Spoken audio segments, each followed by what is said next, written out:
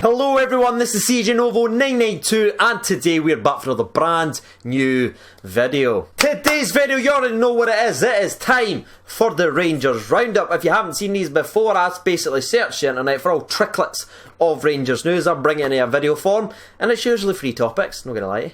Less work if anything. 2 topics will be picked by myself, but the third and final one, as always, will be picked by you, the people on Twitter, to get involved in. Before we actually jump into today's video, though, I just want to say a massive thank you. We have jumped up 300 subscribers in the last 5 days as we make our way to 23k, so thank you so much for that. Let's keep that momentum up, let's not stutter, because that road to 55 is just a little bit closer than it was before. But without any further ado, let's just jump into today's video, shall we? 3, 2, 1. Story number 1 is actually something that dropped a day later after I made the Rangers Roundup, which was quite annoying. It's almost like they meant it.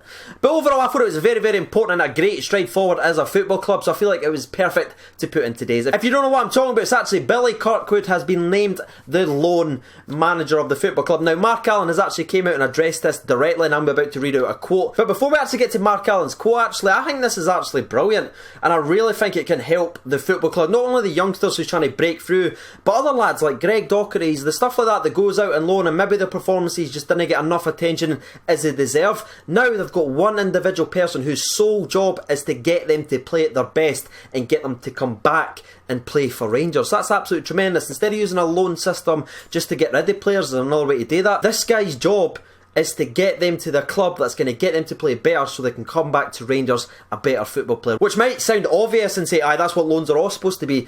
If you look at our previous loans in a couple of years, who's actually came back to the club and played actually any game time at all? It's very rare, so I think that's a great stride forward. So let's jump over and read out Mark Allen's thoughts on the process. Spoke directly to Rangers TV, by the way. As a part of our overarching structure within the football club, we need someone that looks and monitors the loan players. We have been looking at this for some time now, and it's a part of the overall structure within the football development. I am delighted we have now reached the point where we are able to appoint someone in that role. This next part, by the way, I absolutely love. Continue quote.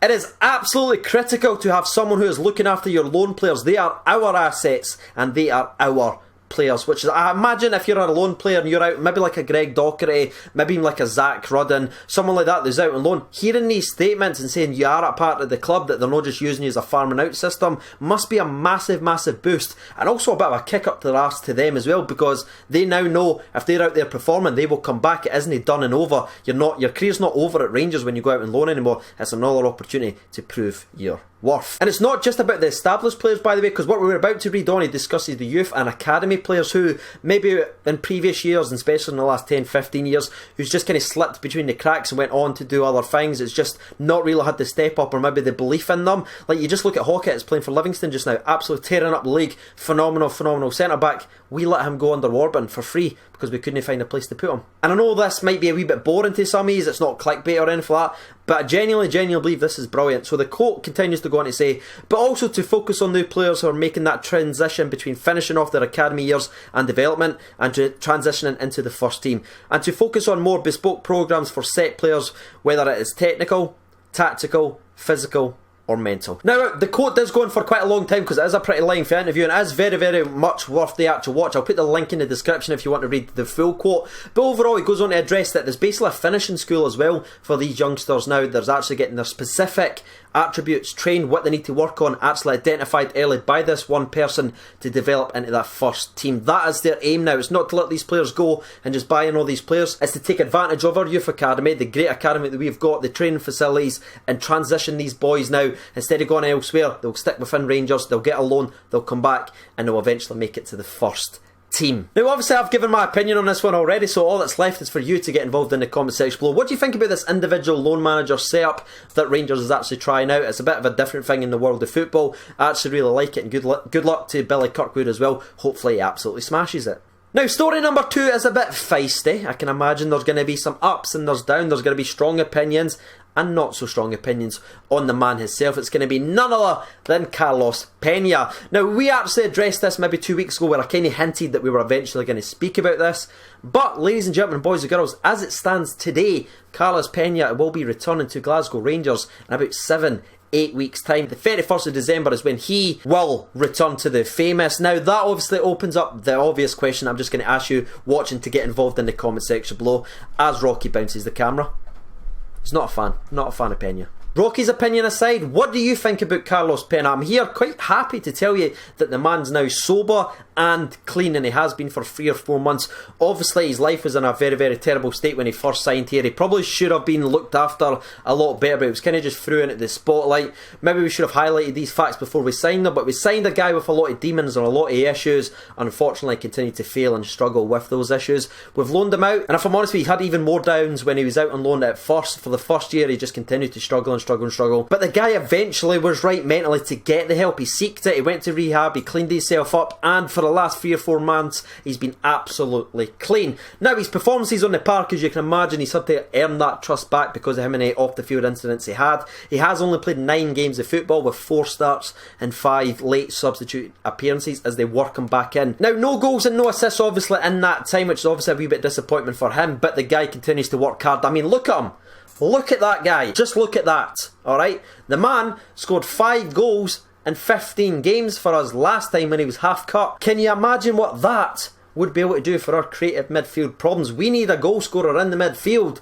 That is why I'm addressing it. Now, the obvious flip side of that is the blow in the nose on the Rangers shots, which so many has expressed in the comments. Actually kind of slipped from my mind a little bit, and looking back on it, I reacted to it as well. I was very, very disgusted with it, but again, the guy was struggling. We all talk about Gaza and we hold him up to a pedestal, but the guy had his problems as well. Pena, I'm not comparing the like football style or anything like that, but that is another guy who has had a lot of issues, and we cradled our arm round Gaza and we helped him as much as we could. So should we do that for Carlos Pena now that he's going to be coming back to the football club? That is the heavy question of today's episode. I think if you look at it from an outside perspective, the guy has got everything that we are lacking in the midfield. Goals, late runs, power as well. He creates things. We are crying out for a goal scorer in the midfield. He would instantly solve that. We're paying his wages. We paid a lot of money for him. We've paid a lot of his wages in the last 2 years. We've spent an absolute fortune. So should the guy come back and deserve another chance? Look at Andy Halliday's resonance. Is that the right word? Probably not. Now, I know Andy Halliday's a bit of a special case because he absolutely would die for the Glasgow Rangers.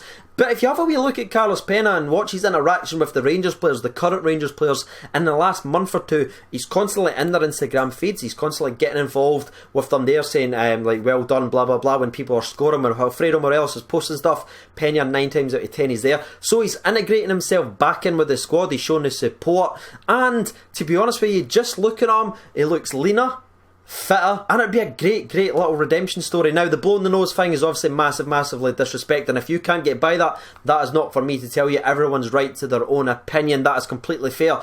If you think he's disrespected and deserves to be flung out, that is fair enough. But I simply asked the people that question, and I'm going to ask you as well. Does Carlos Pena deserve another opportunity at the Glasgow Rangers? Now, you probably know by this conversation that I would absolutely give him a chance. He's coming back in December. Give him to the end of the season to see what he's got. If he's coming here, he's hungry, and he looks like he can add that next X factor to our squad that could pick us up another 10 points or anything like that with his goals from midfield when Morelos isn't firing or Lafferty's injured or anything like that. If he can be that goal scoring outlet and get us the points, why not give him to the end of the season? We've certainly paid enough for him. So while you're getting your opinions out there, I'm going to be asking the people on Twitter now. As you can imagine, that was pretty feisty. 568 votes in the hour that was up. It's still got about 10-15 minutes left to go, but 32% of the people votes for no, they would not give him a chance, but 68% of the people votes for yes, they would. And over on Patreon, by the way, which you will find in the description below, it's actually 50-50. So they're unsure if he deserves another chance, and some people giving their strong opinion saying he doesn't deserve another chance. Let's start there. John says, I think he was disrespectful, but it was because of his alcoholism, and Pedro knew that when buying the man. But I believe in Steven Gerrard, and I think he will make the right choice, so I will support him all the way. Hashtag 55. Now on Twitter, David Bluff says no, because he had his chance the first time and he didn't take it, so why give him another?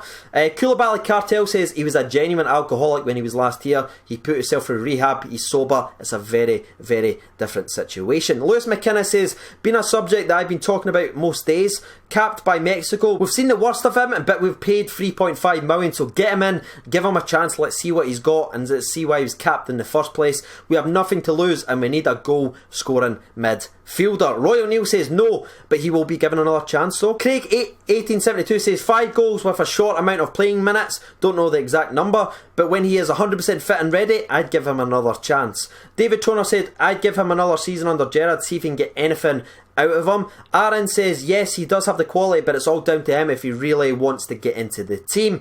And the last 2 or 3 that we'll read out come from Bonnie Scott. He says, as a society we believe in rehabilitation as well, and he scored about 7 for us when he was here out of his tree, so sober, he should really do a job. And the last one that we'll read out comes from, oh shit, I've closed it again. Cut. Transition. Stuart Finlay says give him the end of the season. He was decent when pished. Imagine when he is sober. Now that's going to be topic number 2, all done and dusted. Before we jump to the third and final topic, it's time for a sponsor break, everyone. So grab your refreshments. 3, 2, 1, sponsor break.